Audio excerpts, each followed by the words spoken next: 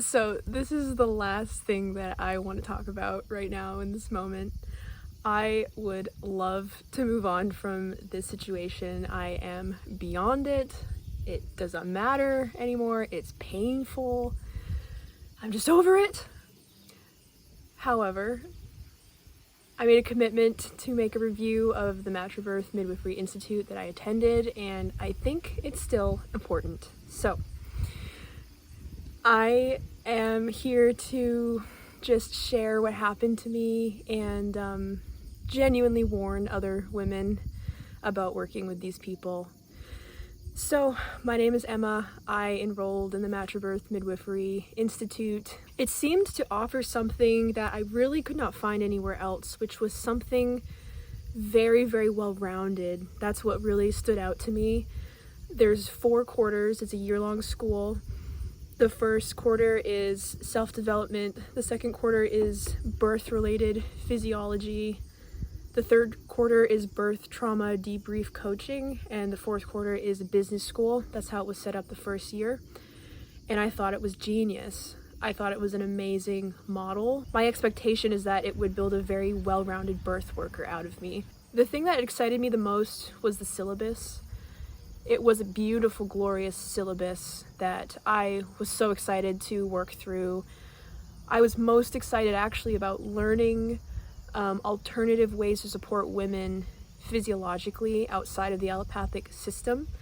And the syllabus claimed to cover everything that you could possibly think of that you would need to really show up well for women. And I believed that I was going to become a birth worker after this. My experience was that the first quarter went fairly well. I appreciated the tools that they had to share with the students, and I applied them in my own life, and I saw some relative level of results and personal growth in them. One thing to acknowledge is that the tools that they shared are not original to them. They are actually extracted from other institutions, and those are all tools that you can find from other sources. So it's not original to Emily and Yolanda. This, I think, is very important in the way that it shaped my perspective of the school and Emily and Yolanda in the end. But I'll come back to that later. I did start noticing some red flags towards the end of quarter 1.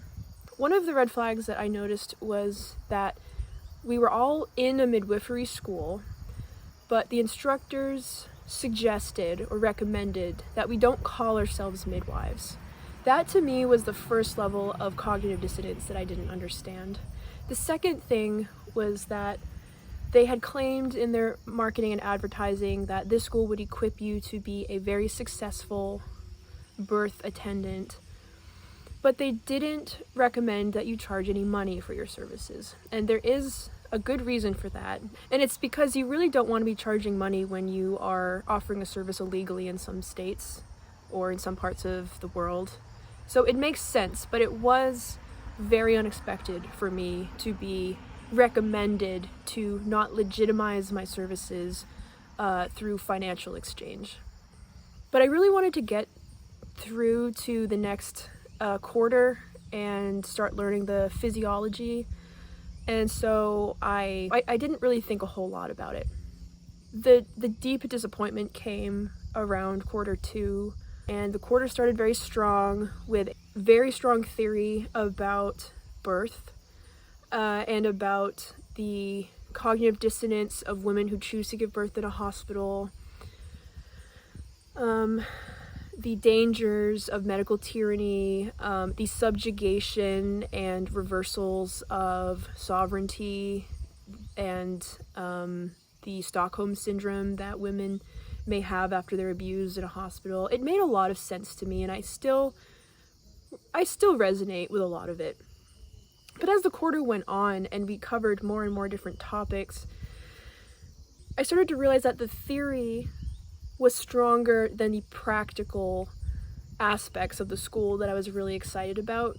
So when we got to a topic like bleeding, there really was nothing of substantial meat to really get into. It was very, well, well, it could be this and it could be that, and you really don't know, and by the way, it's not really your responsibility anyways. And that was really hard for me, and it just continued in that pattern over and over and over again, and it was very rambling. There weren't extra materials to get into.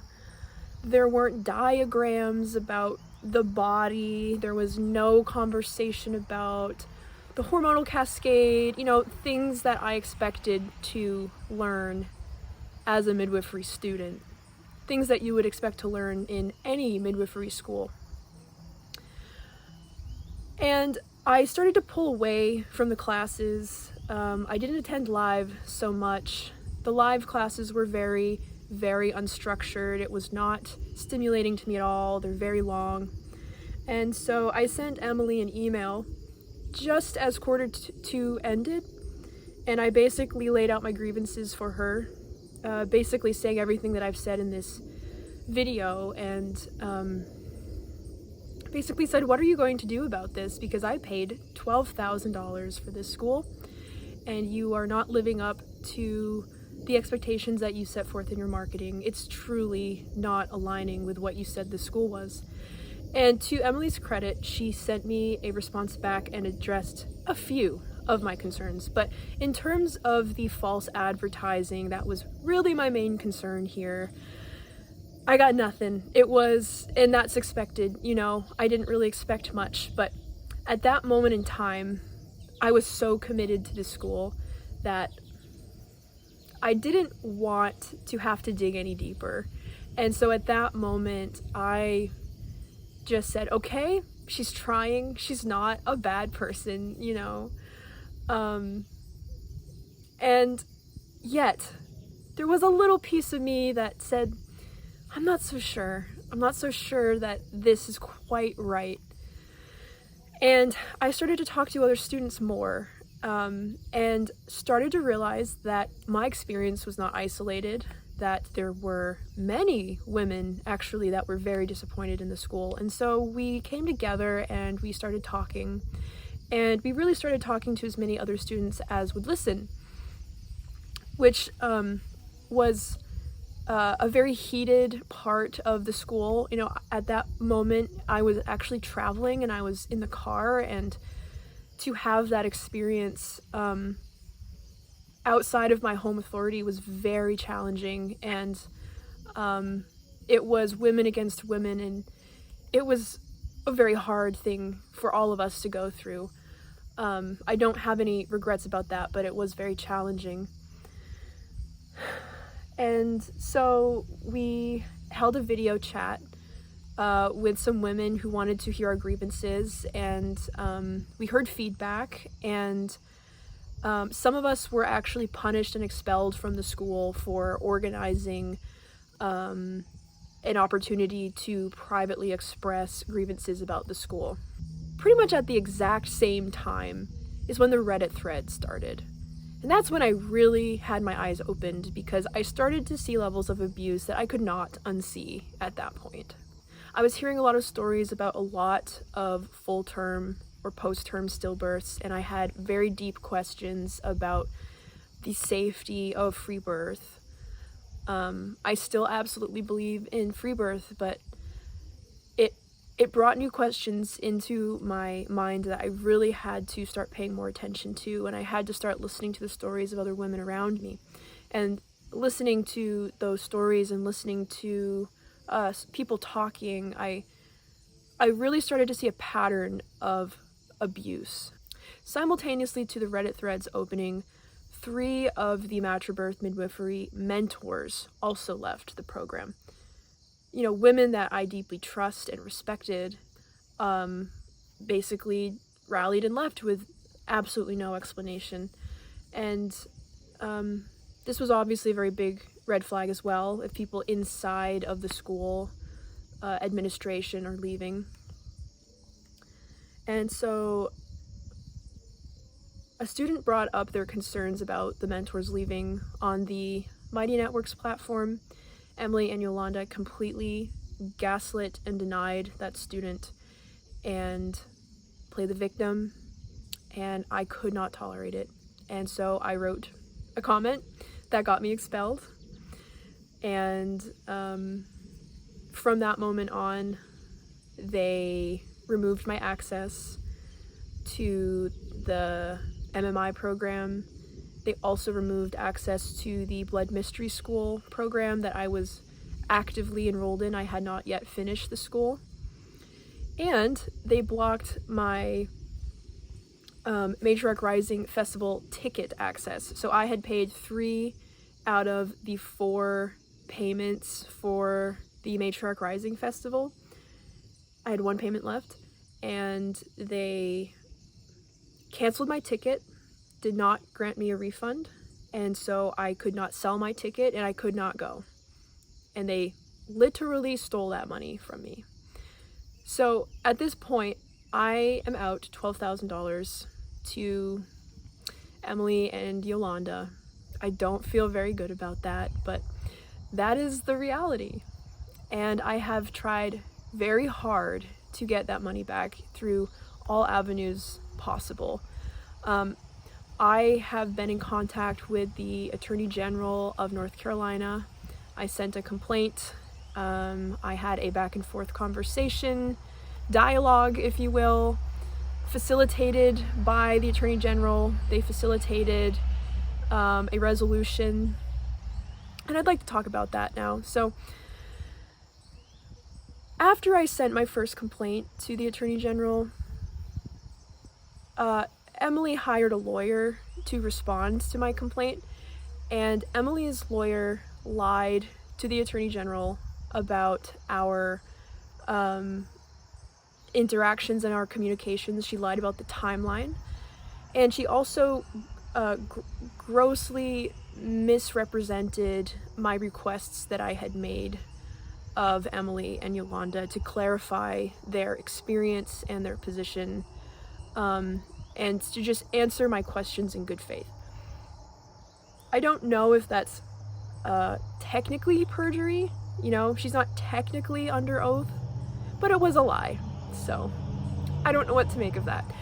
After she sent that back, I responded with a 66-page rebuttal and a 100+ page supplemental document, highlighting the laws that they broke, highlighting my grievances, clarifying my points.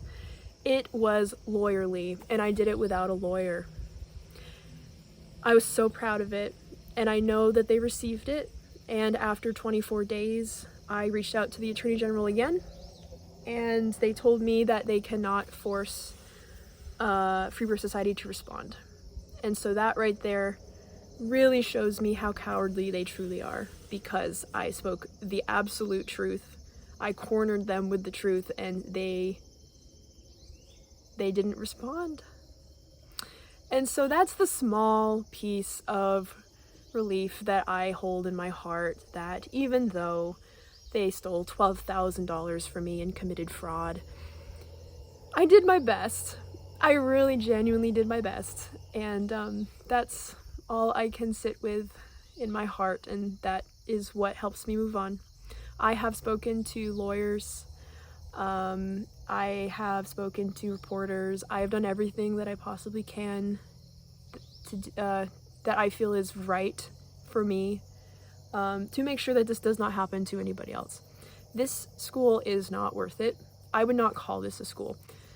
I would not call this a midwifery school, and I do not expect that the next year, with the changed title from Matribirth Midwifery School to Matribirth Mentor Institute, not school, will be much different. I expect there to be a lot of rambling. I expect there to be a lot of self-centeredness. And I'm saying this because of the emotional patterns I witnessed. You know, there's my personal grievances with the outcome that are my responsibility, but the larger patterns that I'm noticing in Emily and Yolanda is lying.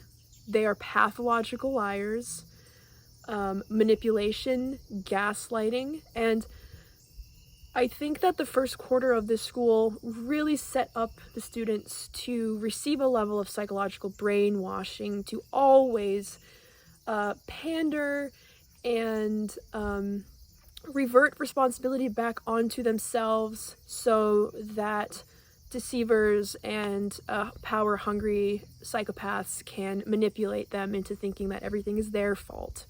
Because that's really how the tools were used. And that's really how they're set up to be used, is to take full responsibility. And in that, I see a massive opening for manipulation. And so I don't use the tools anymore. I find them to now be very manipulative. And I'm okay with that. So I know this is long. I just really felt like this was the last thing I could do to really speak in the power of my voice and my truth of what this has been like for me. Do I regret it? Absolutely. But it's okay. So thanks for watching. Please send this to anyone who you think it will be relevant to.